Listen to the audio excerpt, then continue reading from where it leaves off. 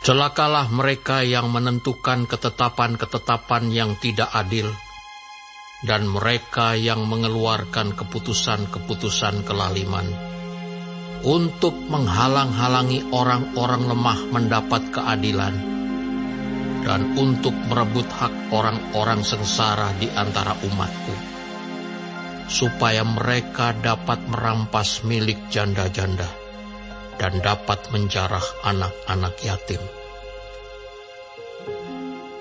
Apakah yang akan kamu lakukan pada hari penghukuman dan pada waktu kebinasaan yang datang dari jauh?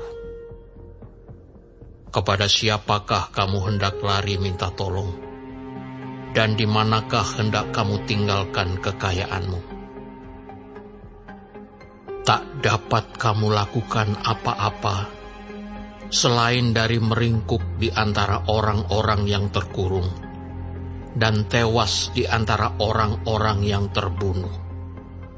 Sekalipun semuanya ini terjadi, murka Tuhan belum surut dan tangannya masih teracung. Celakalah Asyur yang menjadi cambuk murkaku dan yang menjadi tongkat amarahku. Aku akan menyuruhnya terhadap bangsa yang murtad, dan aku akan memerintahkannya melawan umat sasaran murkaku, dan untuk menginjak-injak mereka seperti lumpur di jalan. Tetapi dia sendiri tidak demikian maksudnya, dan tidak demikian rancangan hatinya. Melainkan niat hatinya ialah hendak memunahkan dan hendak melenyapkan tidak sedikit bangsa-bangsa. Sebab ia berkata, bukankah panglima-panglimaku itu raja-raja semua? Bukankah Kalno sama halnya seperti Karkemis? Atau bukankah Hamat seperti Arpad? Atau Samaria seperti Damsik? Seperti tanganku telah menyergap kerajaan-kerajaan para berhala. Padahal patung-patung mereka melebihi yang di Yerusalem dan yang di Samaria. Masakan tidak akan kulakukan kepada Yerusalem dan patung-patung berhalanya, seperti yang telah kulakukan kepada Samaria dan berhala-berhalanya. Tetapi apabila Tuhan telah menyelesaikan segala pekerjaannya di Gunung Sion dan di Yerusalem, maka ia akan menghukum perbuatan ketinggian hati Raja Asyur dan sikapnya yang angkuh sombong. Sebab ia telah berkata, dengan kekuatan tanganku, aku telah melakukannya. Dan dengan kebijaksanaanku, sebab aku berakal budi, aku telah meniadakan batas-batas antar bangsa, dan telah merampok persediaan-persediaan mereka. Dengan perkasa, aku telah menurunkan orang-orang yang duduk di atas tahta, seperti kepada sarang burung. Demikianlah tanganku telah menjangkau kepada kekayaan bangsa-bangsa. Dan seperti orang meraup telur-telur yang ditinggalkan induknya, demikianlah aku telah meraup seluruh bumi. Dan tidak seekor pun yang menggerakkan sayap, yang mengangakkan paruh, atau yang menciap-ciap. Adakah kapak memegahkan diri terhadap orang yang memakainya? Atau gergaji membesarkan diri terhadap orang yang mempergunakannya? Seolah-olah gada menggerakkan orang yang mengangkatnya, dan seolah-olah tongkat mengangkat orangnya yang bukan kayu. Sebab itu Tuhan semesta alam akan membuat orang-orangnya yang tegap menjadi kurus kering, dan segala kekayaannya akan dibakar habis dengan api yang menyala-nyala.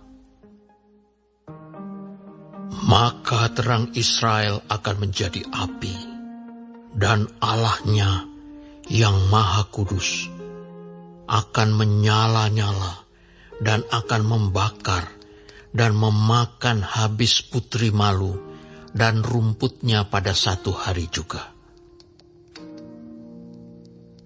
Keindahan hutan Asyur dan kebun buah-buahannya akan dihabiskannya dari batangnya sampai rantingnya, sehingga akan menjadi seperti seorang sakit yang merana sampai mati, dan sisa pohon-pohon hutannya akan dapat dihitung banyaknya, sehingga seorang anak dapat mencatatnya.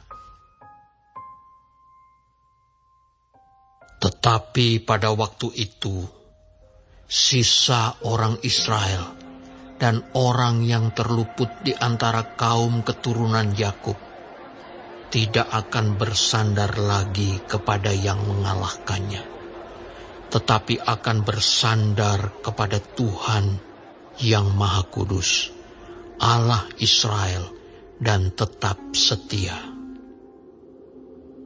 Suatu sisa akan kembali. Sisa Yakub akan bertobat di hadapan Allah yang perkasa. Sebab sekalipun bangsamu, hai Israel, seperti pasir di laut banyaknya, namun hanya sisanya akan kembali. Tuhan telah memastikan datangnya kebinasaan, dan dari situ timbul keadilan yang meluap-luap. Sungguh, kebinasaan yang sudah pasti akan dilaksanakan di atas seluruh bumi oleh Tuhan, Tuhan semesta alam. Sebab itu, beginilah firman Tuhan, Tuhan semesta alam. Hai umatku yang diam di Sion, janganlah takut terhadap Asyur. Apabila mereka memukul engkau dengan gada dan menghantam engkau dengan tongkatnya, seperti yang dilakukan Mesir dahulu. Sebab sedikit waktu lagi amarahku atasmu akan berakhir, dan murkaku akan menyebabkan kehancuran mereka.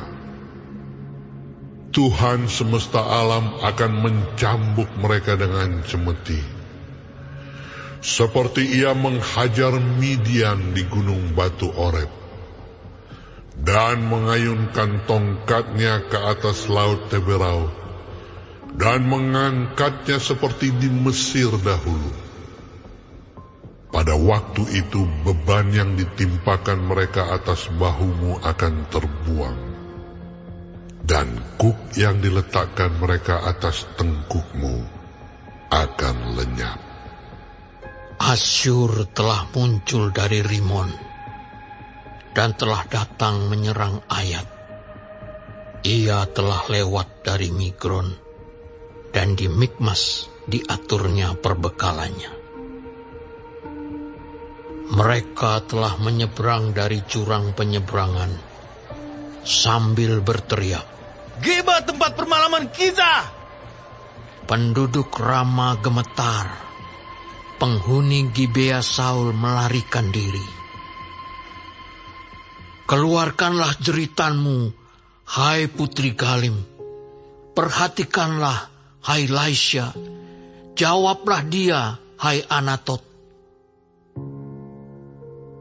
Penghuni Madmena lari jauh-jauh, penduduk Gebim pergi mengungsi. Hari ini juga Asyur akan berhenti di Nob, mengacung-acungkan tangannya ke arah gunung Putri Sion, bukit Yerusalem. Lihat, Tuhan semesta alam akan memotong dahan-dahan pohon dengan kekuatan yang menakutkan, yang tinggi-tinggi tumbuhnya akan ditebang, dan yang menjulang ke atas akan direndahkan.